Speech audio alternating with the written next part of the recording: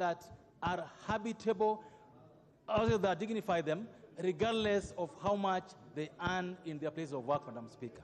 And that's why, Madam Speaker, I want to support this bill, Madam Speaker, because affordable housing is a real issue in this country, Madam Speaker.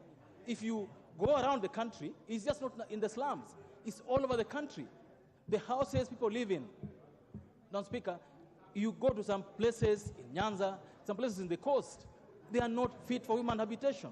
And that's why you are saying, Madam Speaker, that government is required by law to ensure that the housing system that's in the country supports dignified lives under Article 25 of the Constitution, Madam Speaker.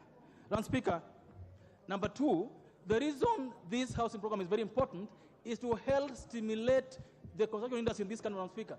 We need to ensure that the housing industry is able to support jobs. And before I go far, Madam Speaker, I want to tell my friend Hon.David Ochieng that we are not looking at mijengo jobs. Madam Speaker, the housing industry starts with steel, cement. It goes all the way to timber. It is not mijengo jobs of 2 days, 3 days, Madam Speaker. It is a whole industry, Madam Speaker. And that's why, Madam Speaker, I want to say that one thing that we as MPs must do is to ensure that this affordable housing fund is able to help us give rise to industries that will come because of the housing sector boom.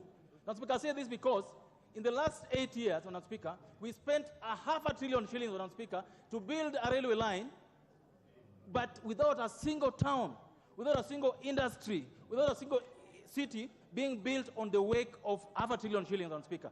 When we built the railway line, Madam Speaker, when we did the railway line, we were importing cement. We even imported sand because we allowed Chinese to bring here prefabricated rolling stock. We allowed Chinese to bring bolts and nuts. We allowed Chinese to bring everything, Madam Speaker. And so I want to request those who will be in charge of implementing this housing fund that, first of all, we must ensure that the procurement is done right.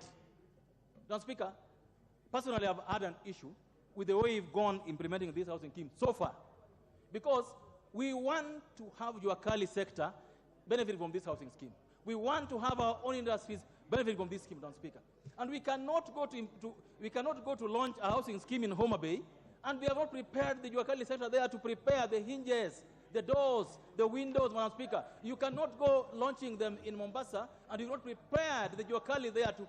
Madam Speaker, I support this bill, but I believe that sequencing is going to be key to ensure that the gains that you're going to make in the housing boom goes to the common management, Madam Speaker. Number two, Madam Speaker,